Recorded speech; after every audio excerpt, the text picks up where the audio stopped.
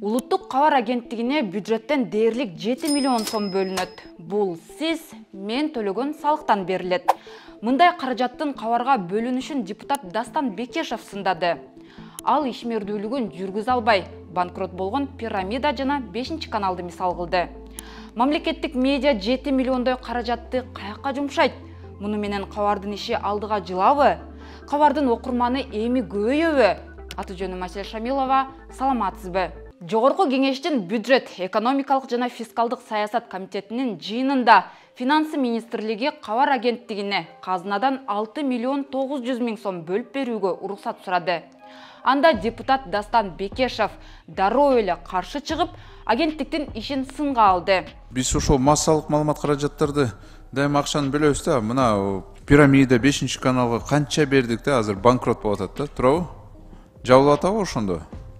Кыскача маалымат бат-баттан. Дастан Алович, саламатсызбы? Быйыл бул каналдарга каражат бөлүнгөн жок. Бөлүнгөн жок. Мына көрүп атасызбы, бирок биз былтыр 20 миллион сомдон бергенбиз да, а толк жок болуп калды да, жабылды в итоге. Ушундай эле кабар болбосун да. Биз берип атабыз, элдин акчасын берип атабыз, мамлекеттик массалык маалымат каражаттарга алар коротула берет, бирок толк жок, ачык эле айтсам. Аларды эч ким окубайт, кабарды аз эле киши окуйт. Билбейм, ошо 180 өлкө окуйт деп атышат, бирок менимче бул калп да.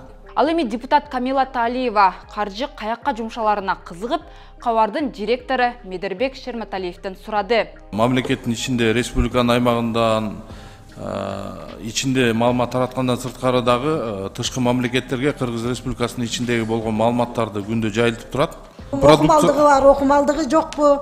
Ушу боюнча анализиңер барбы?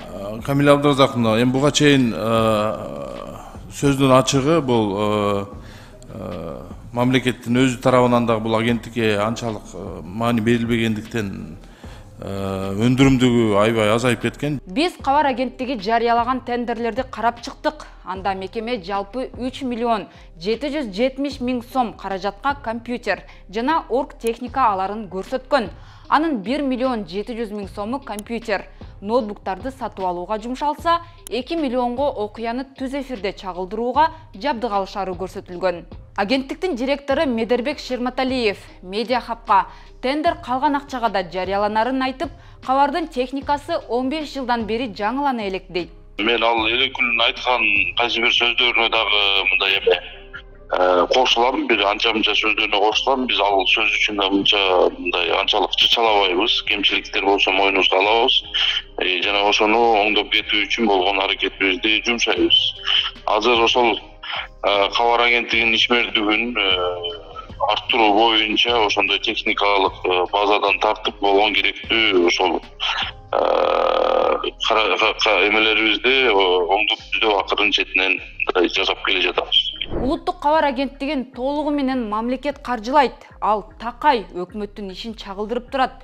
Ошондой эле президент кабарга гана интервью берип, анда жалаң мамлекеттик органдардын пресс-релиздери жарыяланат. Кабар жаңылыктарын 6 тилге которуп жарыялайт.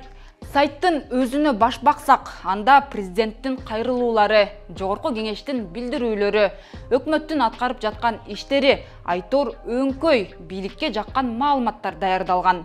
Сайттардын окумдуулугун текшерген SimilarWeb сервиси кабарды айына 20 миңдей киши ачып, бирок алардын 73% биринчи эле бетин көргөндөн кийин кайра жаапсаларын көрсөттү. Ошондой эле сайттын окумдуулугу акыркы айда 12%га түшүп кеткен. Секунд сайын жаңыланып турган интернет заманында эл кабардын маалыматтарына муктажбы? Биз агенттиктин социалдык тармактардагы аккаунттарынын ишмердүүлүгүнө дагы көз чаптырып, Facebook'та 16 миң, YouTube'та 11 миң катталуучусу бар экенин, бирок алардын көрүмдүүлүгү кыйла аздыгын көрдүк. Ал эми Instagram'да расмий аккаунту жок. Мындай көрсөткүч менен кабар агенттиги бир топ журналист, блогер жана эркин медиалардын чаңында калары анык. Салыштырып көрөлү, ал баруучу блогер Назира Айтбекованын YouTube каналында эле 332 миң көрүүчүсү бар. Ал эми блогер Азирет Осмоновдун 557 миң катталуучусу бар. Бул блогерлердин видеолорун миңдеген, жада калса миллиондон ашык адам көрөт. Эми казынадан 7 миллиондой каражат алып, техникасын жаңырткысы келген кабар агенттигин окуп же көрүүгө ким ынтызар? Буга чейин белгилүү журналист Ыдырыс Исаков мамлекеттик каналдар бюджеттен миллиондорду сүлүк курттай соруп, бирок майнап бербей келе жатканын айтып чыккан.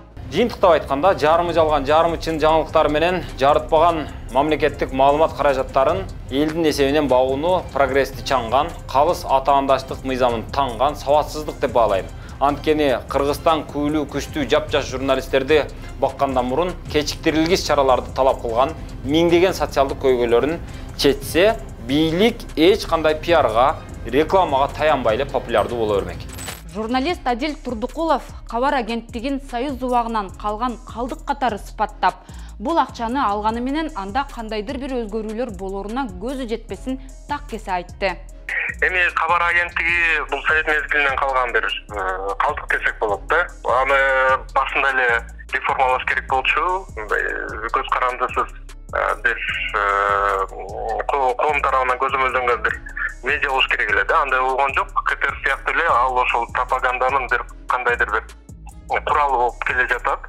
Дайыма бийликтин сөзүн сүйлөп, ошол бийликти жактырган жана анын саясатын колдогон, коргогон саясий серепчилердин гана үнү угулуп жатканын биз баарыбыз көрүп болуп жатабыз. Сен көрөсүз, көз караштар ал жерде чалдырылбайт да. Ошондуктан бул медиа бир гана бир тараптуу, ошондуктан эл тарабынан дагы мындай окубайт дагы көзгө илинчү бир материалдарды мындай жок койсо да. Мындай бурулуш болуп кетип, реформа болуп жиберет дегенден алысмын. Мамлекеттик система өзү бурулуш болгондон кийин, өзү өзгөрбөгөндөн кийин, авторитардык кандайдыр маңызы өзгөрбөгөндөн кийин, ал ошол мамлекетти жактаган, ошонун курамында болгон медиа өзгөрүп кетерине мен көзүм жетпейт.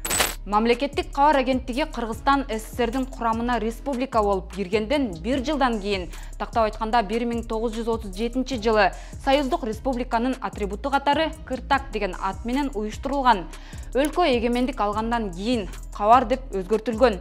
Агенттиктин жаңылыктары Кабар KG сайтына жайгаштырылат жана имаратынын ичинде маалымат жыйын өткөрүүчү залы бар. Агенттик бул залды ижарага берип да акча табат. Видеону бөлүшүп, комментарий жазыңыз. Атым Асель, аман туруңуз.